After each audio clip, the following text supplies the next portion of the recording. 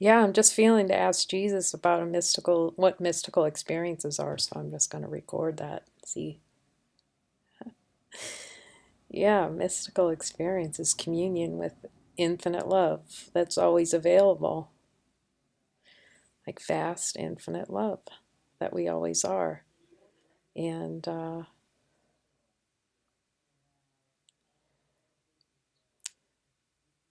it's beyond words, actually. I'm seeing that it's beyond words.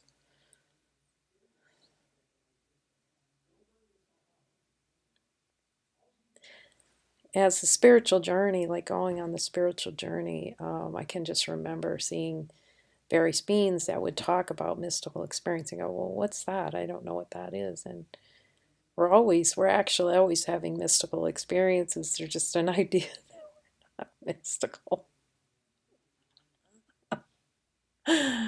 Oh my gosh. Mystical being union with the source of everything. That's really funny, actually. Very human. Because, and how simple it is. Like, there's always like this idea that there's like a big bang, like there is a big bang that creates the world. That's the humor of it. But yeah, that it would be some kind of major flash of light, and all the lights would go out, and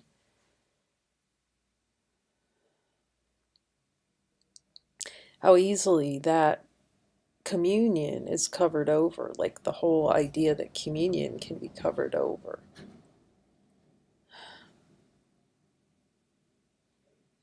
by these ideas that there's not communion actually happening, that it isn't a continual mystical experience. That's very humbling.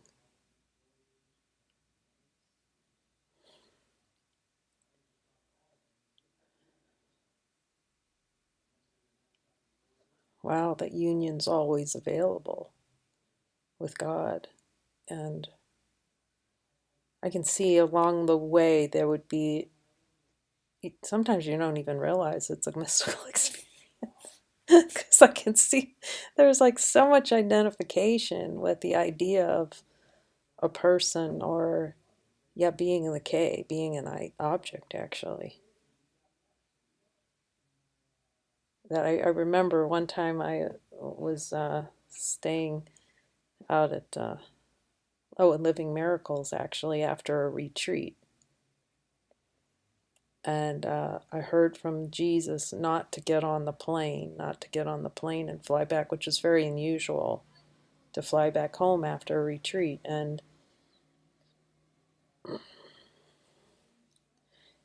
that was a surprise, because at that time, seemingly, like, the idea was so organized, like, to not do things that would be very spontaneous like that was, I would say, was very unusual. And I've been at that retreat with David Hoffmeister, and I called them up, and they were really beautiful about letting me stay at a house near the airport in Salt Lake City, anyway.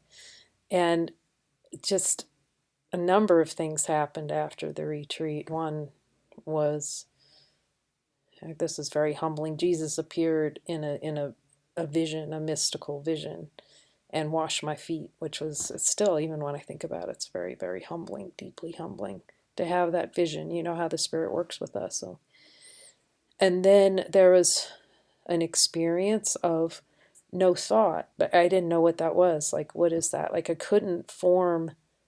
um, I couldn't make a grocery list, actually. So for the one who was the planner and the lister and making a list of everything, it was like a surprise. Like, there was no thought. And there was actually a thought that no thought, well, there was a problem with no thought. And what I see, that was just like this vast experience of emptiness. It was not seen as the self, as ourselves, in that mysticism. It's mystical. Like, I can see how the idea about that communion moves in really fast. And then it becomes a story of a mystical experience I had when um, when I was younger, or this is something that happened to me. It's like it congeals into an objective experience when a mystical, like that union is non-objective. It, it, it's always here. And yeah, so it's just simple. Like I was expecting the bells and the lights, but sometimes it's just really simple, and it's I guess the best words I can say is just this reacclimation to love, which is funny to say, to reacclimate to this vast love. But I guess that's really where the fear comes in, a vastness of this infinite love. And almost trying to describe it is makes it feel like objective experience, like it's something that happened to a person. And it's just so much love, like seeing that impossibility.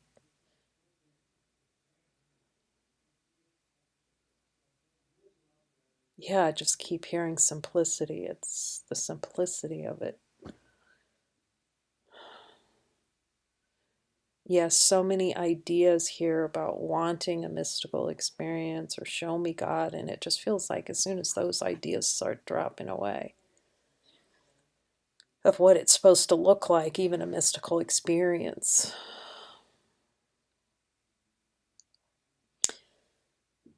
And it reminds me of a very helpful story that Muji told, like of I think it was a sage. I don't know if I can remember it exactly, but there's something about it that's really precious and helpful to think about here. But this sage, she was becoming a sage in very deep meditation, looking very deep in identity, and you know, all these visions were appearing, and then the songs would be, these songs of angelic nature would sing. And I'm seeing how those are like the concepts. That's this moving experience in the world of things moving and really being attached to something that moves and changes. And like mystical experience will be something spectacular in the changing, when it's really, mysticism is the unchanging, because God, this infinite love, is just really unchanging love.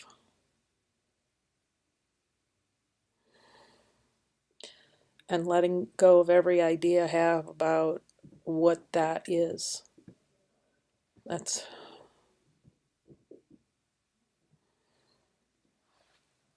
every idea about what anything is.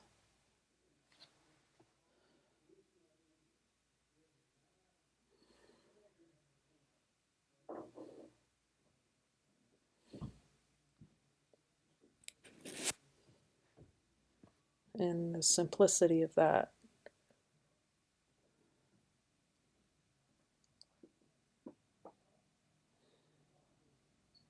And what mysticism looks like my eyes may hurt right now, like it seems like they're pain in the eyes, like it's like, is that caused by something? And when I ask, it's like, no, it's not caused by anything. It's not caused.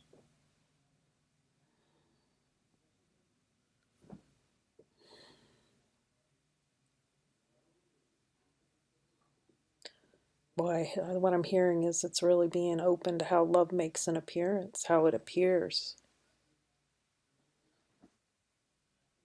in form. But these like these visions of Jesus, or that was helpful. That was the way Jesus in the mind, I can see, was making it really clear. Yes, I'm with you always. And how these,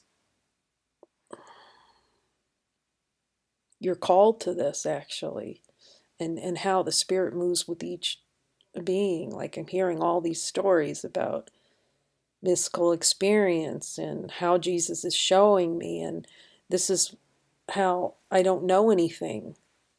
And, all these reflections are coming and coming of how not knowing anything at all is the happiness, when that sounded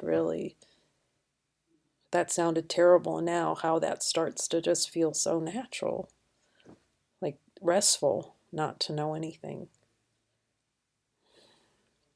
And just staying with that great vast love, just resting as that.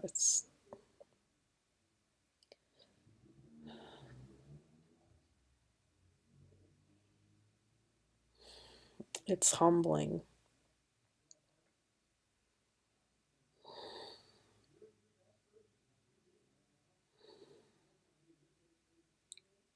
The lion and the lamb, like the infinite power of the lion laying down with the lamb of innocence, how powerful that symbol was, and Jesus sharing that.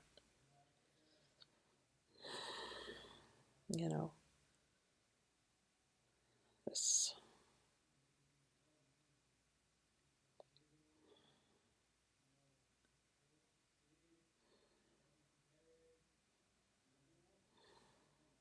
and how deep these lessons are with Jesus, and how precious they are. Amen.